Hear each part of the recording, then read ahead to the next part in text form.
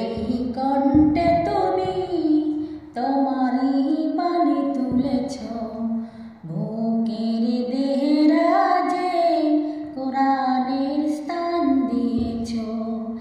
এত ভালোবাসো কেন মালিক আমায়, কি করে করে তার শুকর আদায়। এত ভালোবাসো কেন মালিক আমায়, আমার এই কণ্ঠ